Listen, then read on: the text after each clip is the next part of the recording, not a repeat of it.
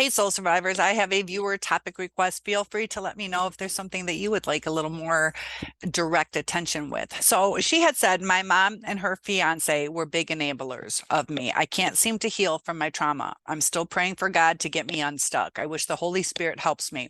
My brain doesn't allow me to be positive. I went to counseling and took psych meds for most of my life. She continues on saying, thank you. Codependency is harmful as well as narcissism. My codependent mom didn't allow me to grow up. She was overprotective of me. She had a hard time to discipline me. I'm trying to be more responsible for my actions. So, in the healing process, there are traumas that can come from narcissism. They can come from a depressed parent, an alcoholic parent, or codependent narcissistic. All these different things do affect us if we're in high anxious, a very anxiety ridden household. All of this molds who we are. So to break free from this trauma that we have, we have to put things into action. So you were probably like I was too, searching the internet, trying to find the answers, but the answers won't help us unless we put them into action. Just like I used to get videos for exercise, and the delay where they're like, hi, let's get ready and this is what we're going to do, that delay took away my motivation. And I didn't I started sitting down and I would watch the aerobic video. It did me no good to watch it. I knew what would strengthen me or tone me up, but I didn't put it into action. So we have a lot of good information. And if you need more direct help, please let me know what I can help you with.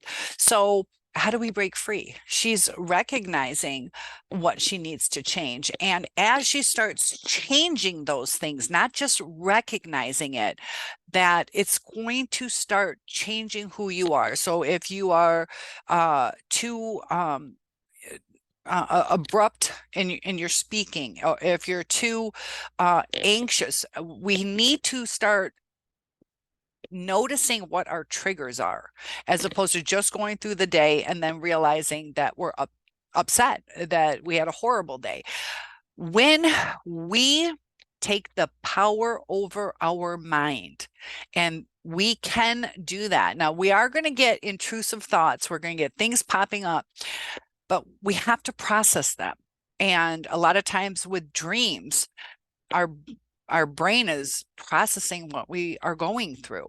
So I noticed she's a religious person, and I've done a couple things. I don't really get too biblical, but she says, I'm still praying for God to get me unstuck. And, um, you know, we have to trust, and we have to free ourselves. God helps those that help themselves. So a lot of times we go through certain lessons in life, and we have to learn from it. What was meant. Things can either break us or make us stronger. So we have to come out stronger. We have to change our mindset, that we have to be proud of ourselves for overcoming what we went through, as opposed to feeling that we were victimized. And we were victimized, but when we shift the way we see it, we shift our self-talk, it makes a huge difference. And, instead of saying, my mom didn't realize how special I was, that we have to realize that, it's their loss that they didn't realize, where we slowly build up our self-esteem. So codependency is very harmful. It can cause you to feel lost in your life. And we have to struggle to learn how to stay motivated, whether we need certain calendars or a certain friend to help us through. Sometimes, we get overwhelmed. Like, now we got to pay the bills, we got to do this. And it's easier to settle in to allowing somebody else to do it. So the discipline she had a household where she didn't really get disciplined. So her relationships with other people are going to be affected. Either she's going to blurt out or she's going to be dismissive. There's certain things that she's going to do because of the way she had a codependent parent. And so she didn't feel her statement, my codependent mom didn't allow me to grow up. And we're searching for that. We're searching for that break free into adulthood. But our safe spot is at whatever developmental age that went through that like breaking point, that we have to finish the growth within ourselves. Our healing has to come from us. It's not going to be a big zap from God. And that doesn't mean that our God doesn't care about us. It's that kind of like hands-on training, that we're going to learn more if we work through it, if we figure it out. So there are certain situations where maybe we have an angel type person come into our lives who can help us to give us a little boost, but it should just be a boost. And that's when we're going to start growing. It's the growing that we have to do. And we go through developmental stages to bring us to where we need to be whole within ourselves. So we have to look at, what was it that I was missing? You know, was I always told I couldn't go out? Maybe it's time to start going out, because if you're angry about that you were held back, there's nothing holding you back now. If you're never taught how to clean the right way, that we can learn that. And when we start learning even just how to clean the right way, we can take a bigger pride. It feels like an accomplishment, and each accomplishment is going to make us feel better about ourselves. When we feel better about ourselves, it gives a different vibe, a different energy off to other people. So we have to take the initiative to up our vibe. What is it that is important to us?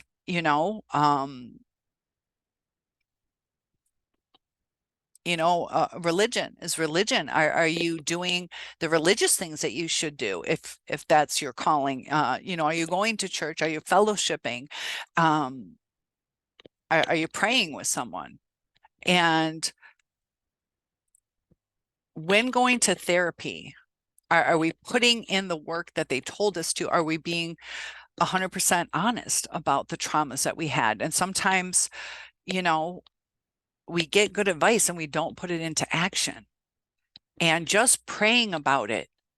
Right now, I can pray for a husband, but if I don't go out and start meeting people, if I don't go out and start realizing what are red flags and what are green flags, that if I just sit here and pray and pray and pray and meditate, watch my words, all these things, I'm not going to get a husband unless I get out there. And you have to trust. When you trust, it's going to happen. You're going to give off the right kind of vibes. And it's not always about finding a husband or wife, but that's an example. So if I trust, I'm going to trust that I'm going to get the right kind of person. And if let's say I don't want somebody who drinks, then I would see that as a red flag. And that would be a deal breaker if that's something that might be a deal breaker. That when we know what we want, and we have to give some people grace, and there's no perfect person out there, but we have to realize, are we settling? And when we settle against our beliefs, it's not going to bring us the right person, but our vibe will be higher.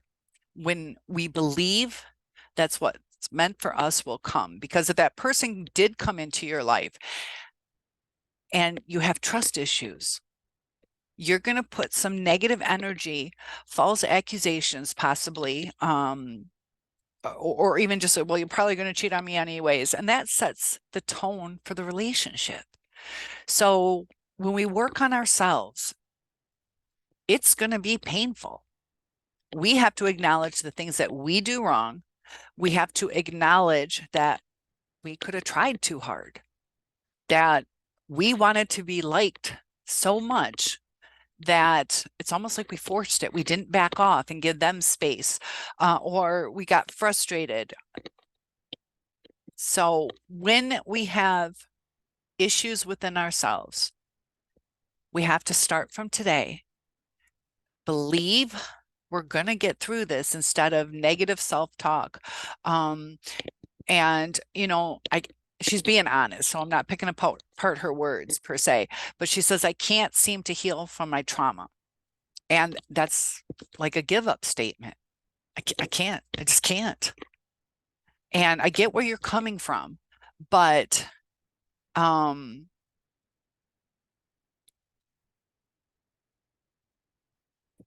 know she wants to heal, but when we start changing just little things that instead of saying I can't seem to heal, just say that this is what I'm doing, and each little thing that I'm doing is bringing me closer to being healed. So she feels stuck and she wants somebody to rescue her. And this is the key statement. She wants somebody, whether it's God, possibly a person, but she's saying God, to rescue her. And that's not going to give you the growth. That's not the intent from God. And if you're looking in that from a different person, husband, wife, boyfriend, girlfriend, they're not the one who can unstick you. That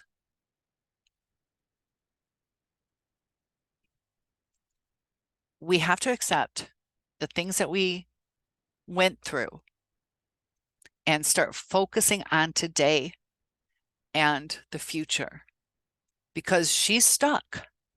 It's that fawn stage to where she needs to decide, are we going to live in the past or are we going to live in the future? She is stuck.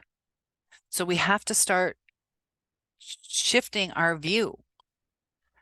And it's hard to do, but that's where the work comes in. So start journaling. Start realizing what your hopes and dreams are, even if it's just to have a garden or to travel or, to have a buddy best friend that you can go do stuff with. It doesn't always have to be a love interest. And invite people to do things or go places and open up to people. It's a scary world out there, but we can get through it. And a lot of people are struggling out there,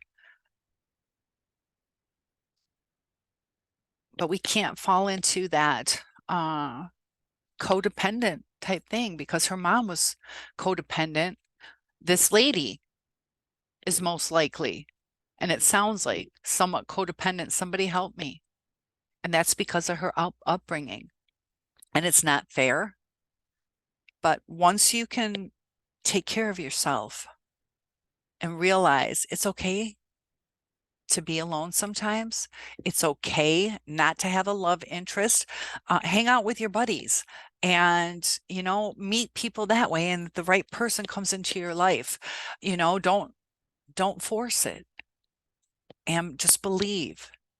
When you believe, it is mind changing. It changes the vibe. It changes your brain. It changes the way you talk. But the one thing I want you guys to do is use mindfulness, where you stop your negative self-talk. You stop, and it's easier said than done, but you start forcing yourself to go for a walk. You start forcing yourself to call a friend tonight, or, fill your world with positivity. We're either low on serotonin or dopamine. I have videos on what gives you what. Give yourself a massage, or kind of like tickle yourself and just, love on yourself. Take care of yourself. Take a bubble bath. There are things that we can do. I know with summer coming, I'm going to be going to the beach. There's a vagus nerve that runs through the core of our body. And when you splash water on your face, it resets your vagus nerve and it invigorates you. So enjoy the summer and comment below what are some things that you're going to do this summer. I hope that was helpful. I could talk hours for it, but if you need more information on it, I will go into more detail and I'll make some other videos on how to heal, because you are worth it. And it's hard, but it's something that we need to do.